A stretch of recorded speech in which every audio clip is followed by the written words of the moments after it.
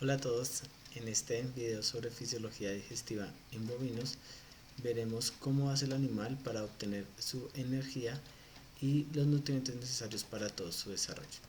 Empezaremos hablando un poco sobre el tracto digestivo y los órganos que lo componen con cada una de sus funciones.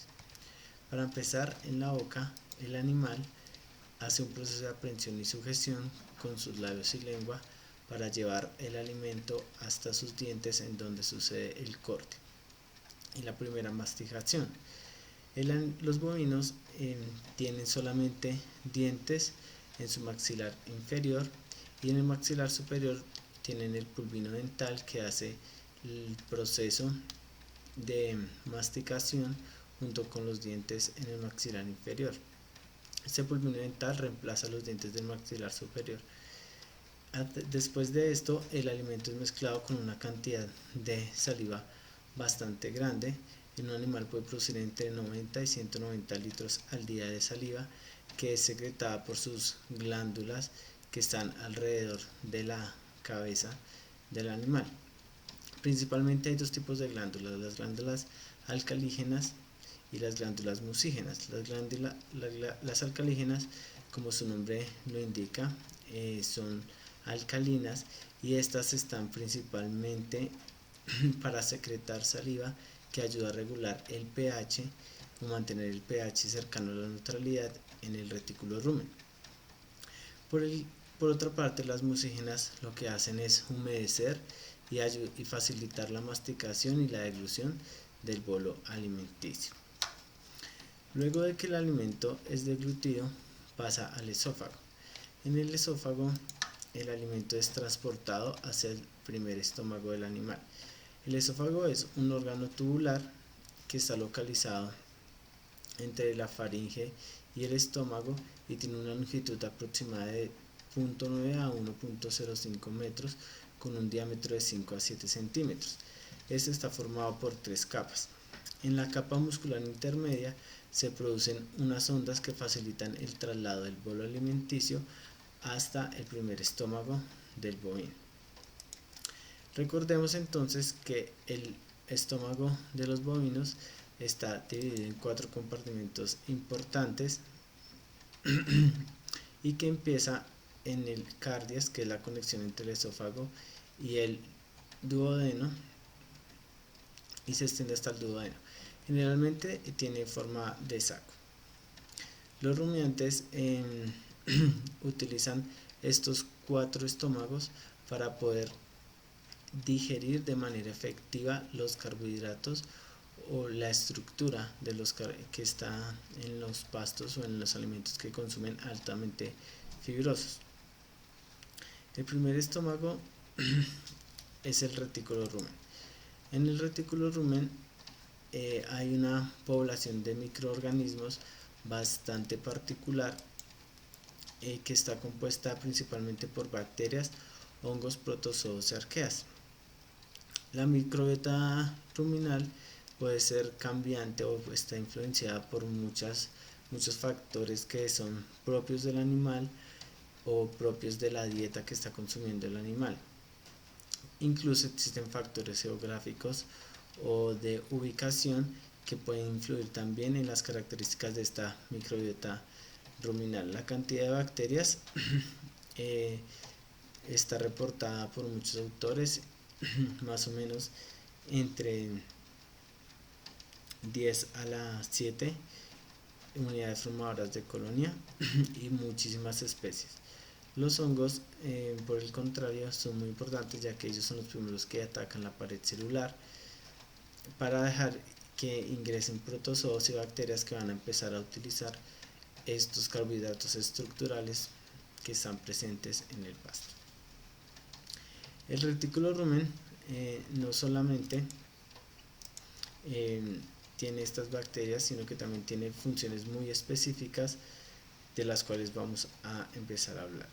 En el retículo rumen se da la hidrólisis de los polisacáridos, también se da el desdoblamiento para la utilización de ácidos grasos, el desdoblamiento de las grasas, la digestión de las proteínas y también vamos a hablar un poco acerca del ciclo de la urea en el rumiante.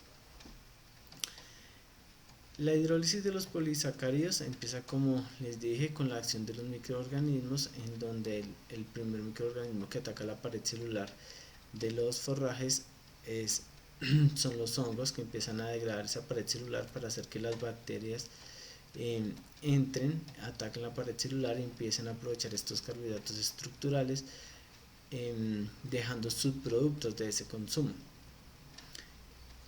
Uno de los carbohidratos estructurales presentes en la pared celular es la celulosa.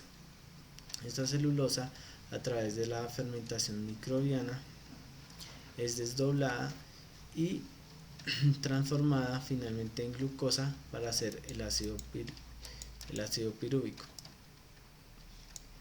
También la hemicelulosa, que es transformada por la silocelulobiasa en pentosas y en hexosas, que son después llevadas a glucosa y transformadas en ácido pirúvico.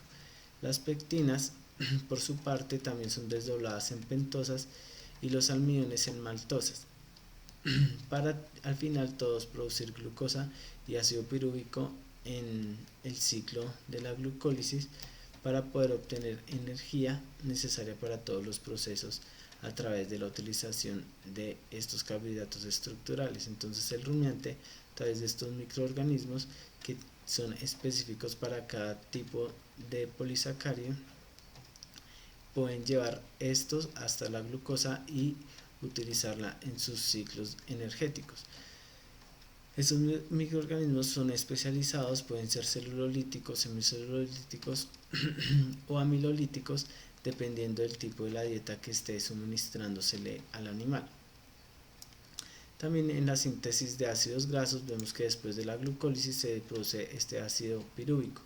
Este ácido pirúvico, a través de la utilización de gliceroles que son desdoblados también en el rumen, es capaz de transformar esta glucosa y todo este ciclo en tres ácidos grasos importantes, que son el butirato, el acetato y el propianato. Esto a través de todo el ciclo del ácido pirúvico, en donde se produce como uno de los subproductos metanos, que son luego expulsados por el animal.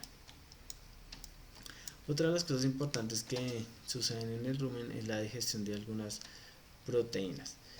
Estas proteínas utilizan los nitratos o la urea presente allí en el retículo rumen para ayudar a que se desdoblen y queden aminoácidos libres, que luego, a través de algunos péptidos que también están libres, pueden utilizar a través de las enzimas proteasas, peptidasas y desaminasas estas proteínas presentes en el alimento y llegar también a utilizarlas como energía, ayudar a la producción de ácidos grasos volátiles y utilizarlas para el desarrollo del animal.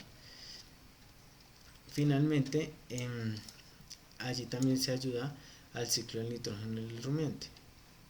Ese ciclo del nitrógeno es importante, ya que ahí vamos a utilizar todo el nitrógeno presente en nuestros alimentos y presente también en la urea que está en la saliva del animal. Y finalmente es importante decir que este exceso de urea o este exceso de nitrógeno puede utilizarse tanto en el retículo rumen como en el tracto posterior del animal para los procesos tanto energéticos o de formación de músculo o de formación del producto que estemos desarrollando en esta producción, sea leche o carne. Y la urea sobrante va a salir a través de la orina excretada en los procesos de excreción del animal. Seguido de esto, entonces el alimento es pasado al retículo. El retículo es uno de los estómagos más importantes, también porque allí en él lo que se hace es ayudar a que el alimento se vuelva a llevar hasta la boca para que sea otra vez pasado por el proceso de la rumia. En este proceso de rumia, entonces el animal es capaz nuevamente de volver a masticar el alimento y volverlo a enviar hasta el retículo rumen. Entonces, en el retículo hay una mezcla y selección de ese alimento. Allí se ayudan a retener partículas de mayor tamaño para que continúen fermentándose y enviar las partículas que están más pequeñas a través del orificio al omaso, y también él es capaz de retener objetos extraños como fragmentos de metal o cosas más grandes que pueden causar enfermedades y que son ingeridas a través del proceso en que el animal capta su alimento. Entonces es importante porque en el retículo tiene esa función principal de poder seleccionar el alimento ingerido, volverlo a la rumia o trasladarlo al omaso para continuar el proceso de digestión. Seguido de esto, de que el alimento es pasado directamente desde el retículo hasta el omaso, entonces el alimento llega ahí. El omaso tiene como función principal la absorción de agua. Allí entonces el alimento es prácticamente deshidratado y pasado por un proceso mecánico a través de todas las laminillas del omaso, y en donde es capaz de compactar el alimento, extraerle el agua y reciclar los minerales también como el sodio y el fósforo. El omaso tiene más o menos 100 laminillas cubiertas de papilas córneas. Estas papilas lo que van a ayudar es a que el alimento sea digerido de una mayor forma, cortándolo y ayudando a que sea, digamos que llevado de una mejor manera hasta el abomaso, es decir, un alimento mucho más concentrado. Ya el alimento en el abomaso, entonces este es como el estómago de los monogástricos, solo que es aquí en los rumiantes. En el abomaso entonces ya hay una secreción de ácido clorhídrico y pepsina que ataca directamente a las proteínas de sobrepaso, es decir, a las proteínas que alcanzaron a pasar el ciclo de la proteína allí en el rumen. Entonces esta proteína es atacada directamente por la pepsina, que es secretada allí en el abomaso, y en donde se rompen esos enlaces peptídicos en las cadenas de proteínas, descomponiéndolas a péptidos mucho más pequeños. No solamente se segregan la pepsina en el abomaso, también tenemos renina. La renina es una enzima que está presente principalmente en animales jóvenes y es importante porque ella ayuda a la coagulación de la leche, es decir, ayuda a descomponer todas estas proteínas presentes en la leche para que el ternero pueda tener una digestión mucho más eficiente de la leche que consume de su madre. También hay lipasa gástrica. Digamos que esta lipasa gástrica está en pequeñas proporciones porque está más presente después en el tracto posterior, pero aquí también se da una actividad de esta lipasa, que es la que actúa directamente sobre algunos lípidos presentes en la dieta y es capaz entonces allí de también generar algunos ácidos grasos volátiles en menores cantidades. Luego de que el alimento es pasado ya por el abomaso, entonces es llevado al intestino delgado. En el intestino delgado de los rumiantes, digamos que es muy parecida a la división al de los monogástricos. También tienen un duodeno, un yeyuno y un ileón, solo que aquí en el intestino delgado de los rumiantes vemos una actividad mucho más grande de algunas enzimas digestivas y vamos a ser capaces de generar muchos ácidos grasos volátiles a través de los jugos pancreáticos, de los jugos biliares, y vamos a también poder obtener agua. Entonces en el duodeno están presentes los jugos digestivos provenientes del páncreas y de la bilis, que está desegregada directamente desde el hígado. Esta bilis es capaz de emulsionar las grasas. Esas grasas emulsionadas entonces viene a actuar la enzima lipasa para poder desdoblarlas ácidos grasos volátiles o en glicerol para que entre a todo el proceso bioquímico. Si la dieta es alta también en almidones o hay muchos almidones de sobrepaso, entonces se segrega esta enzima amilasa que es capaz de convertir estos almidones en moléculas mucho más pequeñas para ser utilizados por el animal. También hay una actividad mucho más grande allí de las proteasas. Recordemos que las proteínas no son completamente digeridas en el estómago, en este caso en el abomaso, sino que son pasadas hasta el intestino delgado, en donde hay enzimas mucho más especializadas como las tripsinas y las quimiotripsinas, que son capaces de desdoblar esas proteínas en los aminoácidos esenciales y no esenciales que son utilizados en la producción de energía de músculo o del producto que esté generando nuestro rumiante. Después de que pasa el duodeno, lleva hasta el yeyuno. En el yeyuno se da la mayor parte de la absorción de los nutrientes, ya que son desdoblados los nutrientes en el duodeno y luego llevados hasta el yeyuno, en donde a través de las vellosidades y microvellosidades son absorbidos y transferidos directamente hacia los órganos, hacia la sangre o hacia el lugar en donde van a utilizarse eficientemente. Allí en el yeyuno hay dos enzimas también muy importantes, que son las disacaridasas y las peptidasas. Las disacaridasas entonces nos van a ayudar a convertir estos disacáridos en algunos carbohidratos mucho más simples y poder ser utilizados posteriormente. Después de esto, el alimento es transportado hasta el ileón. En el ileón se da la absorción principalmente de vitaminas y de ácidos biliares y no los nutrientes residuales, es decir, los nutrientes que no se hayan absorbido en el abomaso, en el duodeno o en el yeyuno. Y también nos da la conexión con lo que sería ya el intestino grueso de nuestro animal. Ya en el intestino grueso, entonces está compuesto por ciego, colon y recto. Este intestino grueso es muy importante porque en él se dan las últimas fermentaciones presentes en el animal. Es decir, pese a que las fermentaciones se dan mayormente o en su mayoría en el retículo rumen, ya también en el intestino grueso se hace una última fermentación bacteriana.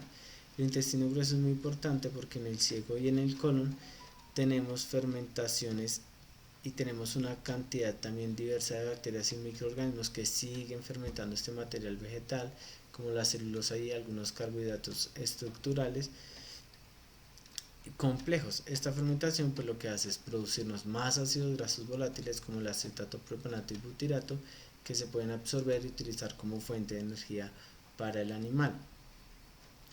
También hay un proceso muy importante que es la absorción de agua y electrolitos. En el intestino grueso se absorbe una cantidad muy significativa de agua y electrolitos como sodio y potasio, que son utilizados para las células para mantener el equilibrio en las células y lo que ayuda a consolidar el contenido en una forma más sólida para su excreción.